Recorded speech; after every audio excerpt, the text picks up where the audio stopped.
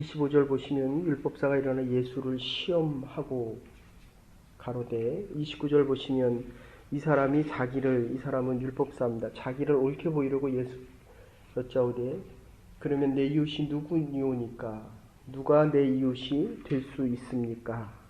37절 보시면 예수께서 이르시되 가서 너도 이와 같이 행하라 라고 말씀하십니다.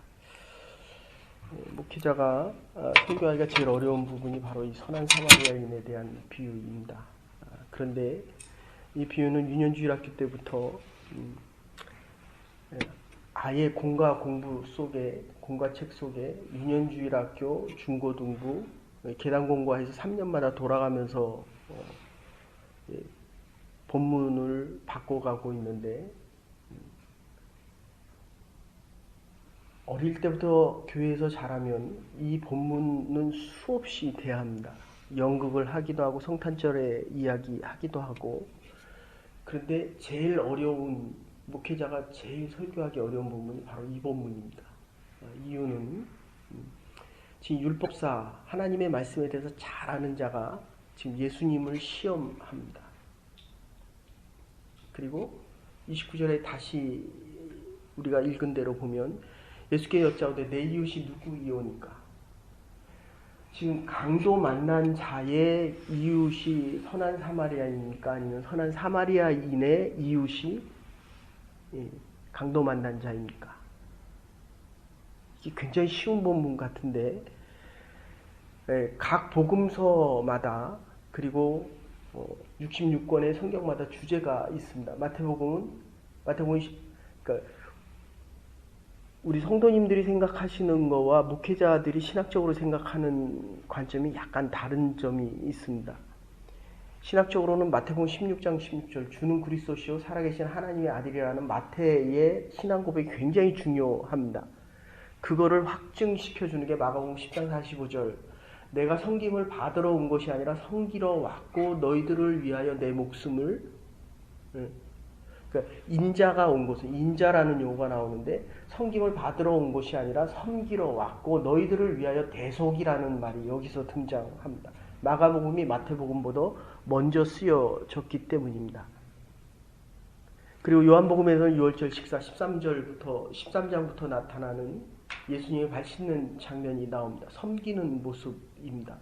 13장부터 21장까지 죽음에 대한 것, 예수님의 죽음을 기록하는데 그것은 사랑의 관점에서 너희들을 사랑하기 때문이다.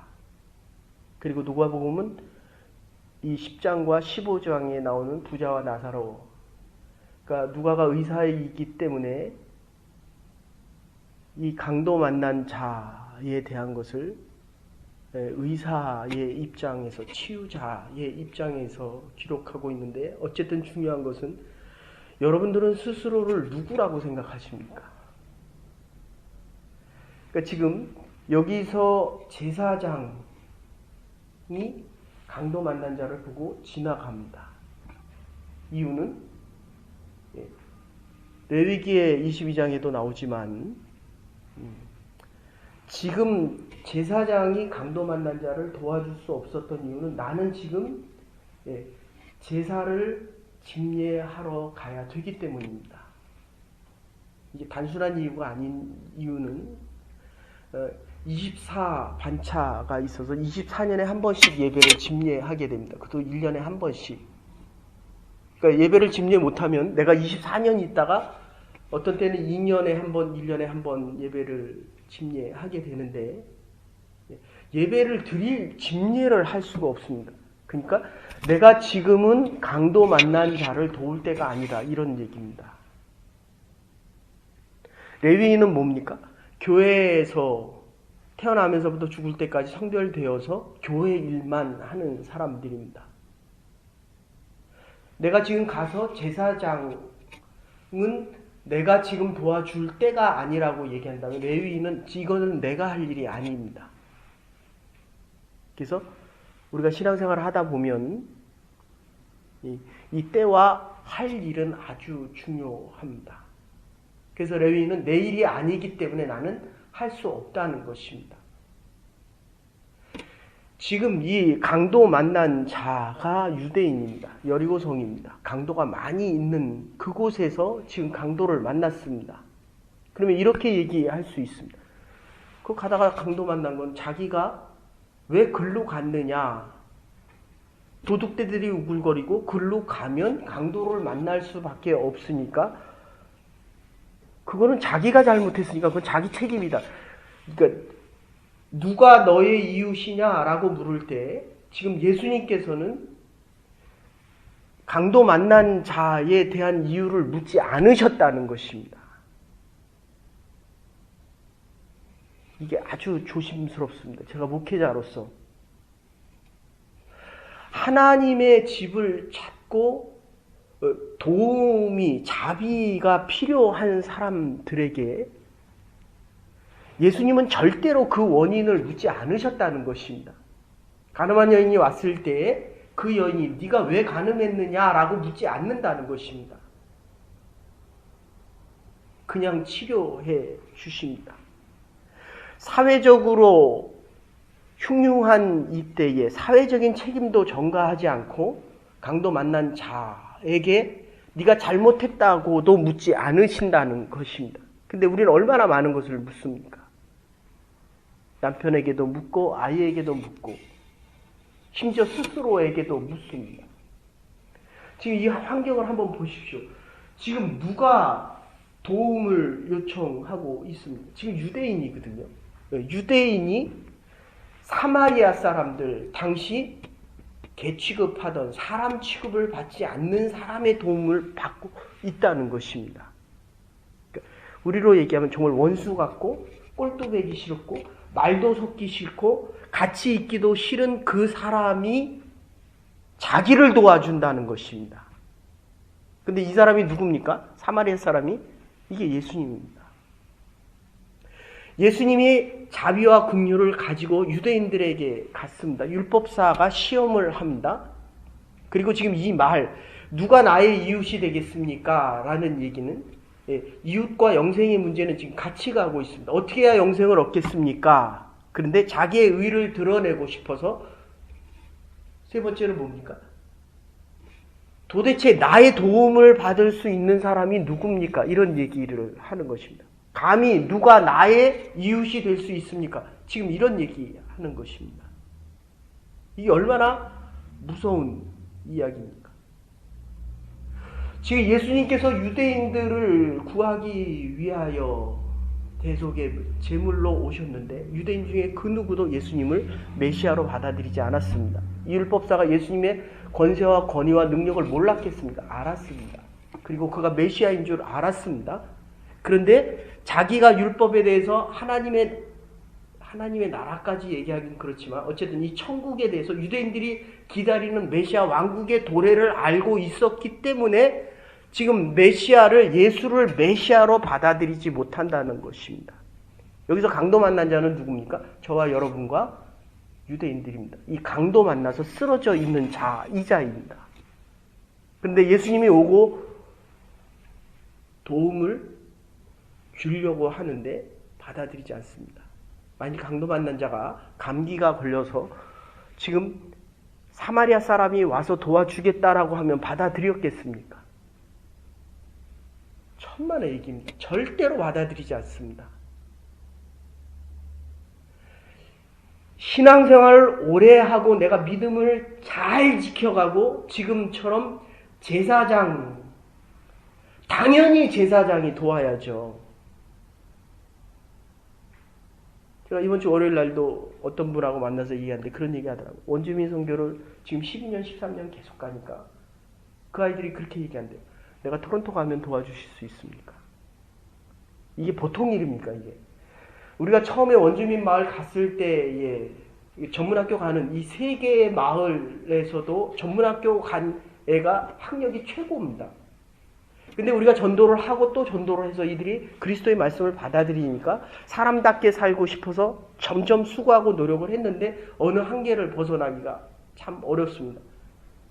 대학을 4-5명 가고 그들이 토론토 와서 좀 더 사람다운 삶을 살고 싶어 하는데 과연 얼마나 어디까지 도와줘야 될지 모르겠다. 그런 얘기를 하더라고요. 그런데 문제는 어디까지 도와주는 걸 모르는 게 아니라 도와주다가 보면 아이들이 다시 돌아갑니다. 이게 오랜 세월이 필요하기 때문입니다. 우리가 수고하고 노력하고 애를 썼는데 그 사람이 내가 원하는 대로 하지 않고 다시 죄악에 물들면 이 사랑을 베풀기가 쉽냐는 거예요. 지금 이 강도 만난 자가 정말 어려움에 처해서 죽고 사는 문제 얼만큼 도와줍니까? 주막에 데려다 주고 필요한 것 다 채워주고 필요한 것 이상으로 도와줄 수 있는 그 이상으로 모든 것을 다 채워주고도 내가 다시 돌아왔을 때 부비가 더 들면 돈을 더 내겠다. 그 당시에 이 돈은 큰 돈입니다. 그것까지도 주겠다는 것입니다. 그런데 이들이 받아들이지 않는다는 것입니다. 그러니까 이 선한 사마리아인의 비유로 인해서 선교 사역이 시작되어집니다. 선교 사역뿐만 아니라 구제 사업, 이 기독교의 역사를 보면 이 본문이 굉장히 중요한 본문입니다. 내가 지금 자비를 베풀어야 되는데 나의 자비를 감당할 수 있는 자가 과연 얼마나 되느냐라고 묻는 것은 율법사였고 하나님에 대해서 잘 알고 있고 신앙생활을 오래 하고 더 나아가서 예배를 집례하는 제사장조차도 레위인조차 율법사와 제사장과 지금 레위인조차는 내 때가 아니고 내 일이 아니고 조금 더 나가면 지위가 너무 높아서 그러니까 내 주위를 잘 봐야 됩니다. 내가 어려울 때는 어려운 사람이 주위에 많이 있습니다. 그런데 내가 좀 더 하나님이 주신 그 하나님의 시간과 물질과 하나님의 축복으로 내가 잘 살게 되면 내 주위에 어려운 사람들이 자꾸 없어집니다. 자비를 많이 베풀어야 되기 때문에. 베풀면 베풀수록 주위에 이 자비를 원하는 사람들이 점점 더 많아지기 때문에. 그래서 뭐라고 얘기합니까? 물에 빠진 사람이 있을 때 예수님께서는 그가 왜 물에 빠졌느냐고 묻지 않고 왜 강도를 만났느냐고 묻지 않고 지금 도와주는데 지금 여기서 뭐라고 얘기합니까? 보통 물에 빠지거나 잘못한 사람들을 보면 불교에서는 그렇게 얘기합니다. 인생 무상이다. 네 업보다 업보. 그리고 또 다른 부류가 있다면 그거 왜 부모님 말씀 안 듣고 사회 도덕과 윤리를 받아들이지 않고 네가 지금 물에 빠졌느냐. 도덕주의를 이야기합니다. 지금 또다시 율법주의와 지금 여기 본문에 나오는 유대인들은 뭐라고 얘기합니까? 그거 물에 빠진 건 네 죄 때문이야. 우리 주위에 어려운 사람들을 보고 얼마나 이렇게 생각하기가 쉽습니까? 고생통이다. 너 그렇게 하니까 네가 결국 그렇게 될 수밖에 없다. 그거는 네가 한 행위에 대한 그 대보응이다. 이게 율법주의입니다. 그래서 나는 지금 너를 도울 수 없다는 것입니다. 그런데 지금 예수님의 입장은 어떻게 됐습니까? 빠지자마자, 물에 빠지자마자, 강도를 만나자마자 아무 조건 없이 지금 돕겠다는 것입니다. 그런데 이 율법사가, 유대인들이 예수님이 찾아왔는데 이걸 받아들이지 않는다는 것입니다. 이게 얼마나 큰 문제입니까? 주님이 우리를 찾아오실 때 우리가 받아들여야 되는데 내 의가 있어서 자기의 옳음을 나타내고자 29절에 보면 자기의 의로움을 나타내고자 이거를 지금 못 받아들이는 것입니다. 교회에서 왜 분쟁이 있습니까? 교회만큼 평화스럽고 하나님의 자비와 은혜가 많은 곳이 없는데 내가 왜 저 사람을 못 받아들입니까? 내 의 때문에 못 받아들이는 겁니다. 남편을 왜 못 받아들입니까? 지금 아무 생각 없죠. 남편이고 뭐고 지금 너무 피곤하고 졸리니까. 이게 지금 왜 다른 사람을 못 받아? 내 의 때문에 그렇습니다. 그걸 율법이다 이렇게 얘기합니다. 유대인들의 삶의 방식이다. 유대인들의 이웃은 누굽니까? 그거는 유대인들입니다. 그리고 유대인의 편에 서 있는 사람만이 이웃입니다. 우리의 이웃이 진정한 이웃이 누굽니까? 나의 신앙관과 나의 믿음의 방법과 나의 살아가는 방법과 비슷해야지만 나의 사랑을, 나의 자비를 받을 수 있는 사람이다라고 생각하는 것입니다. 이게 얼마나 어려운 겁니까? 여러분들 목회자들은 더 그렇습니다. 통합, 합동, 예장 얼마나 많습니까? 나하고 비슷한 사람끼리만 그것이 함께 나누어 갈 수 있는 사람들이다. 지금 이렇게 이야기하는 것입니다. 근데 마태복음 12장 7절에 뭐라고 얘기합니까? 나는 예배, 제사를 원하는 게 아니라 내가 원하는 것은 자비다라고 말씀하십니다. 여러분, 예수님이 섬기러 왔고 예수님의 자비는 조건이 없습니다.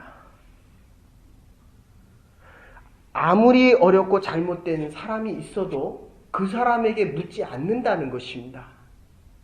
unconditional love입니다. 조건 없는 사랑입니다. 이유는 우리가 예수 그리스도의 섬김과 대속으로 인해서 죄로부터 의롭다 칭함을 받은 구원의 자리에 지금, 어제 말씀드렸지만 어제 황금이란 말씀 드렸습니다. 우리는 황금을 얼마나 좋아합니까? 얼마나 소중하고 높이 봅니까? 근데 하나님 우리에게 원하시는 것은 지금 이 구원의 사역이 이루어지고 있느냐에 대한 질문입니다. 하나님께서 우리에게 주신 물질은 사용하라는 것입니다. 하나님의 것을 너희들이 마음대로 사용하라는 것입니다. 그런데 우리가 사람을 볼 때 뭐라고 어떻게 봅니까? 이 사람이 돈이 있느냐 없느냐, 지위가 높으냐, 얼마나 많은 것을 가졌느냐, 이 사람만이 나의 이웃의 대상이 되니까 어려운 자들은 내가 지금 이 물질, 하나님이 주신 물질을 통해서 자비와, 지금 부비가 2데나리온입니다. 그 당시 상당히 큰 돈입니다. 물론 하루 품삯이지만, 예. 향유를 부은 자, 그 여인의 그 향유가 한 200데나리온 됐습니다. 1년 벌어야 되는 것입니다. 이 2데나리온 정도 되면 일주일치 자기가 일을 해서 얻을 수 있는 거 정도라고 하면 아무도 모르는 사람들에게 여기 얼마나 봅니까? 뭐 한 10,000불, 20,000불 본다고 치면 거기에 20%를 띄워주는 거예요. 2,000불을 띄워주는 겁니다. 아무 조건도 없고 강도 만난 자에게 2,000불을 그냥 띄워주는 것입니다.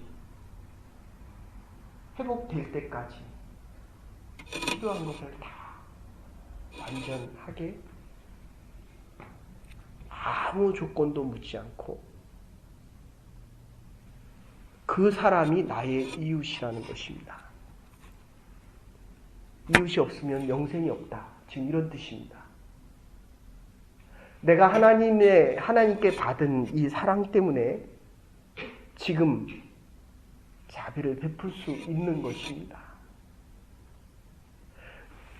내가 원하는 그때가 아니더라도, 내가 원하는 그 일을 그 사람이 하지 않더라도, 나의 생각과 나의 신앙관과 내 모습과 달라도 자비가 필요한 자들에게는 내가 값없이 받은 이 자비를 베풀 수 있어야 하는 것입니다.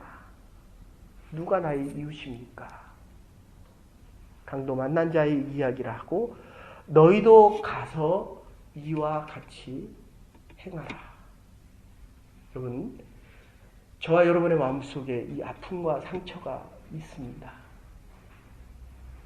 그러나 이게 의로 바뀌면 어려움 때문에 내가 성공해서 내가 이 물질을 자유롭게 사용하지 못하면 결국 물질이 많아지면 물질의 노예가 됩니다. 그러면 사람을 물질의 대상으로 보게 됩니다. 그 물질을, 이 세상을 다스리는 것이 아니라 이 세상의 다스림을 받게 됩니다.